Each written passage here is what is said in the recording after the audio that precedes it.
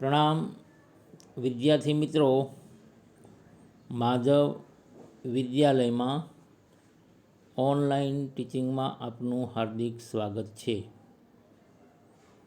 આજે આપણે ધોરણ 9 અંગ્રેજી વિષયમાં unit number 8 a day in the life of an Indian fighter pilot. Today we have to learn about this unit. Everybody open your English textbook, page number 78. I have to explain the unit, you have to listen carefully. It is 5 o'clock on a cold February morning. ફેબ્રુઆરી મહિનાની વહેલી સવારનો સમય અને અતિશય ઠંડી. Wing commander K S. Suresh steps into a staff car that will take him to an airbase of India's western sector. અને wing commander K S. Suresh સ્ટાફની ગાડીમાં બેસે છે અને જે ગાડી તેમને ભારતીય હવાઈદળના પશ્ચિમ વિભાગ તરફ તેમને દોરી જાય છે. The black car passes through the બેરેક્સ, અને આ કાળી ગાડી એ બેરેકમાંથી પસાર થાય છે. એવા પ્રકારના હાઉસીસ એટલે કે એવા પ્રકારના ઘર કે જ્યાં લશ્કરના જવાનો રહેતા હોય. And stops at the air force security gate, અને તે ભારતીય હવાઈ દળની સુરક્ષાનો જે ગેટ છે ત્યાં આવીને તે ઊભી રહેશે. A uniform guard recognise Suresh and salute him smartly, અને ગણવેશ પહેરેલ ચોકીદાર કે.એસ. સુરેશને ઓળખે છે અને તેમને અદબથી સેલ્યુટ સલામી આપે છે. બિહાઇન્ડ ધ ગેટ, અને ગેટની પાછળ સ્ટેન્ડ મિગ, એની પાછળ એક લડાકુ વિમાન ઓફ IAF ઇન્ડિયન એરફોર્સ સ્કોડન, એટલે કે ઇન્ડિયન એરફોર્સ ભારતીય વાયુસેનાનું એક લડાકુ વિમાન ત્યાં છે. Each under the different commanders, એની અંદર દરેક ટુકડી સાથે કમાન્ડર પણ છે. K S. Suresh called as Cookie commands 321 squadron, અને કે.એસ. સુરેશને શોર્ટ ફોર્મ કુકી તરીકે એમને બોલાવવામાં આવે છે. અને તેઓ આજે કમાન્ડ્સ 321 સ્કોડન, અને એ ટુકડી જે કે છે 321 સ્કોડનનું પોતે સંચાલન કરશે. એટ 5:20, સમય થયો 5:20. Cookie is in a flight planning room. Cookie અત્યારે તેમના આયોજન રૂમમાં છે.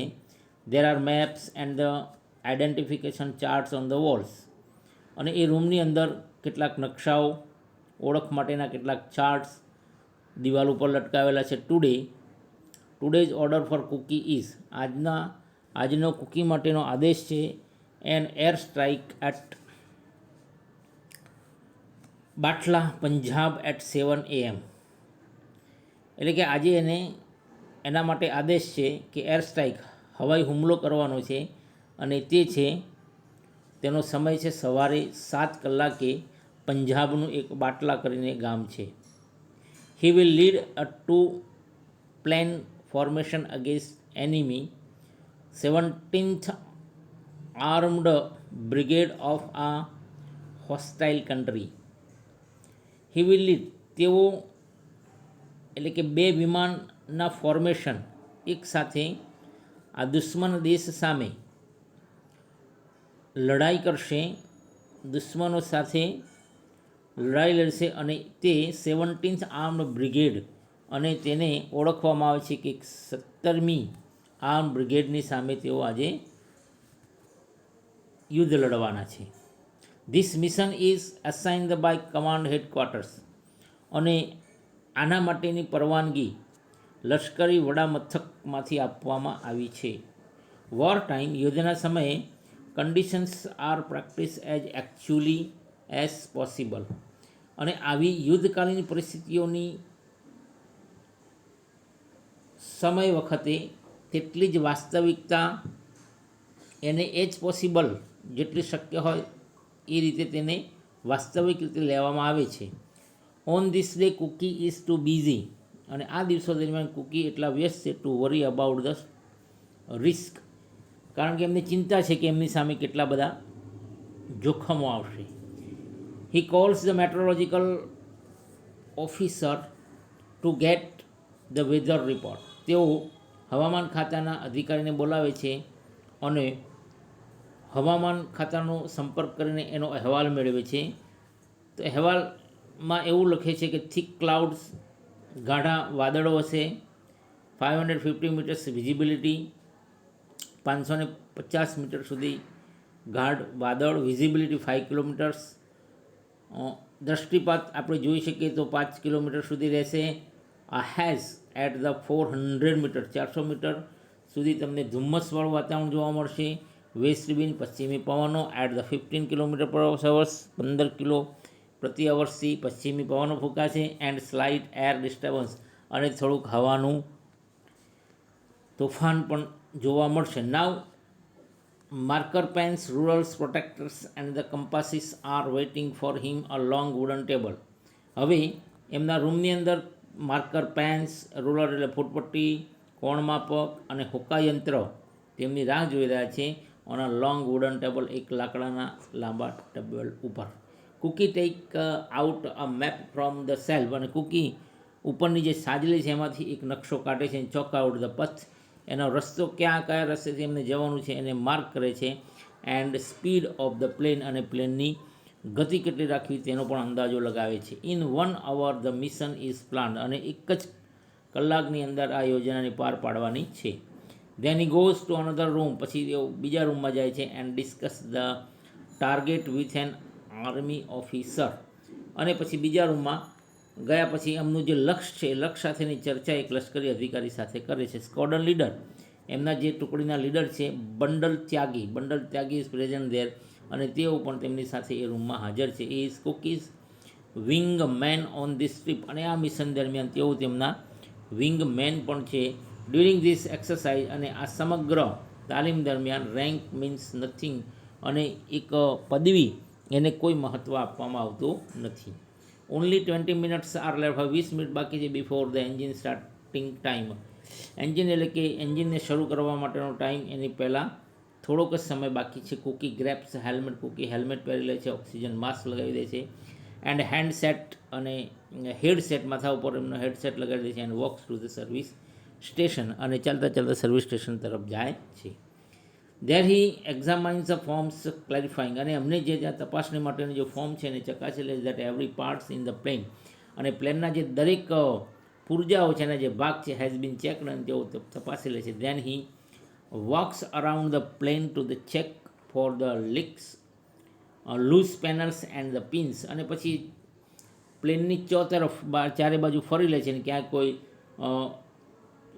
લૂઝ પેનલ એટલે કે કોઈ પિન છે, કોઈ નટ બોલ્ટ છે, એ તો કોઈ ઢીલો નથી ને એને પણ ચેક કરી લે છે. ધેર આર નન, અને ત્યાં એમને કશું જ કંઈ ઢીલું જોવા મળતું નથી. સો હી ક્લાઇમ્સ ઇન ટુ ધ સીટ, અને હવે પોતાની બેઠક લઈ લે છે, સીટમાં બેસી જાય છે. Connect the oxygen supply and radio, અને એમનું જે ઓક્સિજન સપ્લાય છે તે તેમજ એમનો જે રેડિયો છે એ રેડિયો પણ હેડસેટ જોઈન કરી લે છે. Next he pulls out a safety pin from the seat, અને સીટમાંથી એક સલામતી સુરક્ષા પિન છે એને ખેંચે છે. એન્ડ ધેન બીકમ્સ લાઈવ, ત્યારબાદ તેઓ બિલકુલ જીવંત આપણને તૈયાર થતા જોવા મળે છે.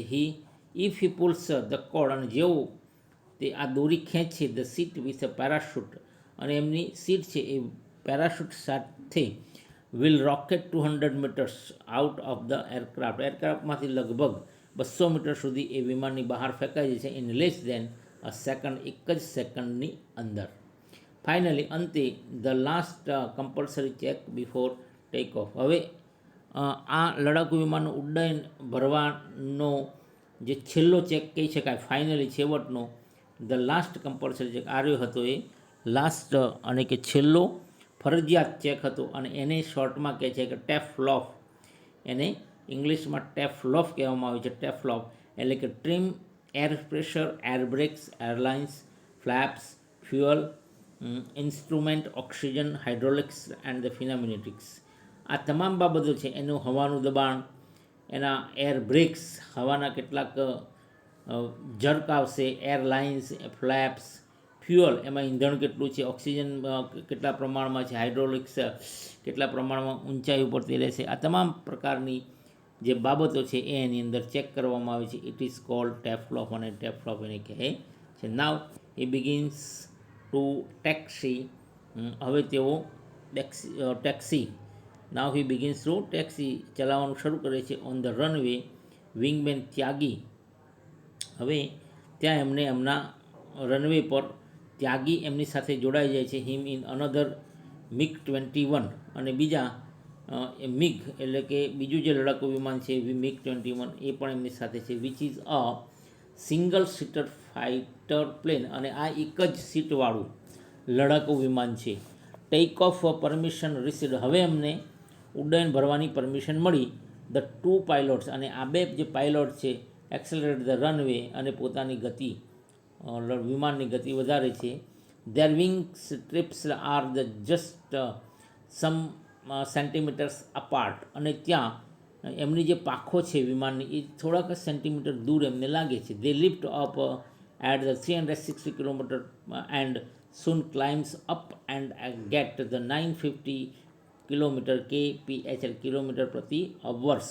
અને આ રીતે લગભગ જે લિફ્ટ ઓફ ધ 360 અને 360 કિલોમીટર પ્રતિ ઉપર એ ચડી જાય છે એ વિમાન લઈને, અને ગેટ 950 કિલોમીટર્સ પર અવર, અને આ ગતિથી તેઓ ઊંચે ઉડે છે. ઇટ ઇઝ અ 6:45 AM, અને લગભગ એ સમય હતો 6:45, અને 15 minutes before there time on target. હવે એમને લક્ષ્ય પાર પાડવા માટે લગભગ 15 મિનિટનો સમય બાકી છે. એટ 6:55 અને 6:55 સવારે they reach there the first checkpoint, village name Mirthal down on the earth. અને તેઓ આ સમય દરમિયાન 6:55 એ ત્યાં પહોંચે છે, અને એ જે જગ્યાએ પહોંચે છે એ ગામનું નામ છે મિર્થાલ, અને મિર્થાલની નાનકડા એવા ગામની ભૂમિ પર તેઓ ઉતરે છે. Cookie begins to time his target. હવે કુકી એની સમયની ગણતરી કરે છે કે હવે લક્ષ્ય તરફ બિલકુલ નજીક. As they rise up to 450 metres.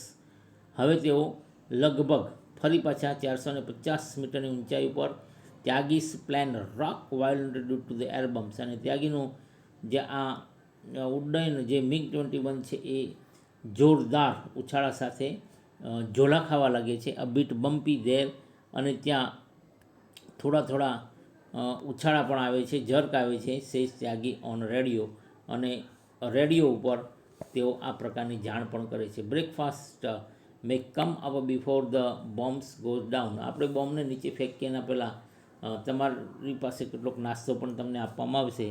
Cookies jokes, અને આ રીતે કુકી એ જવાનોની સાથે કેટલીક મજાક પણ કરે છે. How okay two hunters appear far to the rights as enemy planes.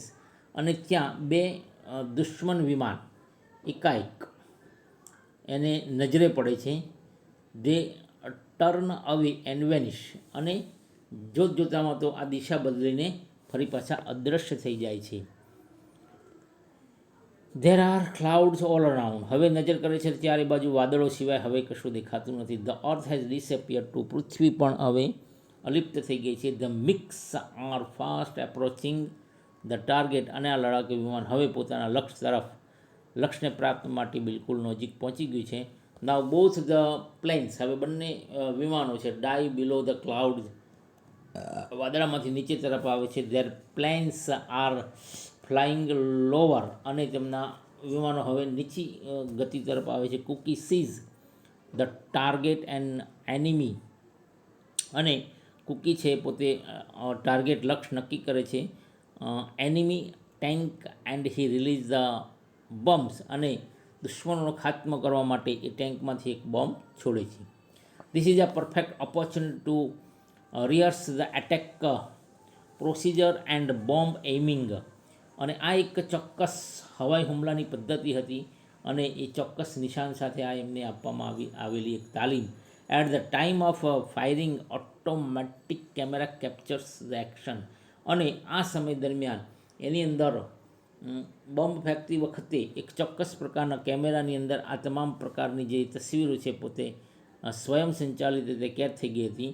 The two panels circle then come down on the another target bridge, અને ત્યારબાદ બીજા લક્ષ્ય પર પહોંચવા માટે બંને વિમાન ગોળ ફરીને ફરી પાછા એક પ્રકારનું બ્રિજ એટલે કે સેતુ રચે છે.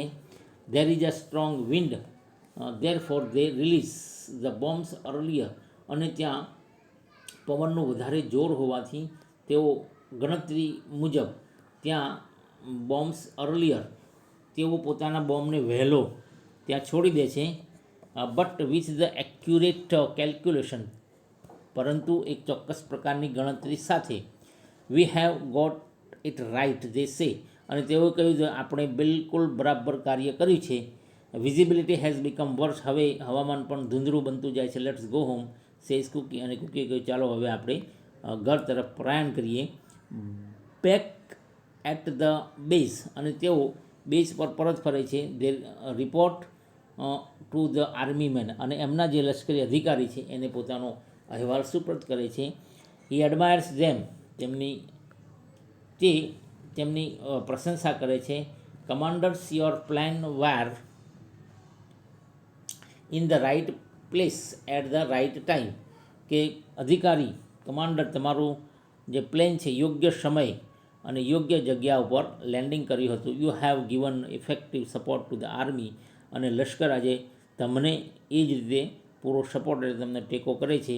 લાઇક એવરી ઇન્ડિયન ફાઇટર, અને આવી જ રીતે તમામ ભારતીય લડાકુ pilot. Kooky Suresh does several hundreds hours, અને કુકીએ આ રીતે ઘણા બધા કેટલાય કલાકો સુધી ઓફ ફ્લાઇંગ ઇન એર, હવાની અંદર પોતે ઉડ્ડયન કરેલું છે. જનરલી સામાન્ય રીતે 2 day time flights and the 1 night sortie, એટલે કે શોર્ટી, એટલે કે 2 day night flights and the 1 night sortie. અને આ રીતે આ અધિકારીઓને 2 દિવસની ફ્લાઇટ અને 1 રાતની શોર્ટી આપવામાં આવે છે. ધીસ મીન્સ, આનો અર્થ એ થયો કે that more than half of his working, એટલે કે એમના કામના કેટલાક કલાકોમાંથી અડધા કલાકથી ઉપરના કલાકો આર ડિવોટેડ ટુ ફ્લાઇંગ, એમને એ હવાઈ ઉડ્ડયન માટે આપવામાં આવે છે. This mission planning and the reporting, આના માટેનું જે યોજના છે એ યોજના ઘડીને એ આગળ અહેવાલ એમને આપવાનો હોય છે. For the rest of time, અને બાકીનો જે સમય છે 41-year-old Kooky is an attack instructor, an air combat leader and teacher of accurate weapons delivery techniques. અને 41 વર્ષના યુવાન કુકી આજે એક હુમલો કેવી રીતે કરવો એના માટેની જે પદ્ધતિ છે એ હવાઈ યુદ્ધના વડા તરીકે તે એઝ અ ટીચર, એટલે કે એક શીખવનાર શિક્ષક તરીકે એક્યુરેટ વેપન્સ, કેવી રીતે એના શસ્ત્ર સરંજામનો ઉપયોગ કરવો, ડિલિવરી ટેકનિક્સ, અને કેવી પદ્ધતિનો ઉપયોગ કરવો તેના વિશે આજે પોતે માર્ગદર્શન આપે છે. He also sees that all the pilots in his squadron maintain this proficiency, અને આ રીતે તે જુએ છે તો એમના જે પાયલોટ છે એ પોતાની પોતાની જે ટુકડી છે એનું મેન્ટેન એને જાળવી રાખે છે, અને બિલકુલ પોતાની નિપુણતાપૂર્વક પ્રોફિશિયન્સી, નિપુણતાને આધારિત પોતે એક સ્કોડન પોતાની ટુકડીને જાળવી રાખે છે. એવરી ફ્યુ યર્સ, અને દર વર્ષે કેટલાક વર્ષો પાયલોટ્સ ઇઝ રેસ્ટેડ, અને આવા પાયલોટોને કેટલોક આરામ પણ આપવામાં આવે છે ફોર અ યર, કેટલાક વર્ષો સુધી, અથવા તો or to at a desk job, અથવા તો તેમને ઓફિસની અંદર કેટલુંક ટેબલ વર્ક આપવામાં આવે છે, એટલે કે એક પ્રકારનો આરામ પણ એમને મળતો હોય છે. The wing commander of 321 squadron K Suresh is proud of IAF, so is IAF. અને આ રીતે વિંગ કમાન્ડર 321ના સ્ક્વોડ્રન કે એસ સુરેશ એ આઈએફનું ગૌરવ છે, અને આઈએફ એ પણ કે એસ સુરેશ માટે પોતાનું ગૌરવ છે એવું પોતે એકબીજાને પૂરક સમજે છે. તો મિત્રો અહીંયા આજે આપણે યુનિટ નંબર 8 છે એ અહીંયા પૂર્ણ કરીએ છીએ. અને હવે એની નીચે તમારી જે એક્સરસાઇઝ છે એ આ યુનિટને આધારે એક્સરસાઇઝ પણ તમારે નોટની અંદર કમ્પ્લીટ કરવાની છે, અને એને લખીને તૈયાર રાખવા. નોટની અંદર તમે આ હોમવર્ક કમ્પ્લીટ કરી દેજો. ઓકે, પ્રણામ.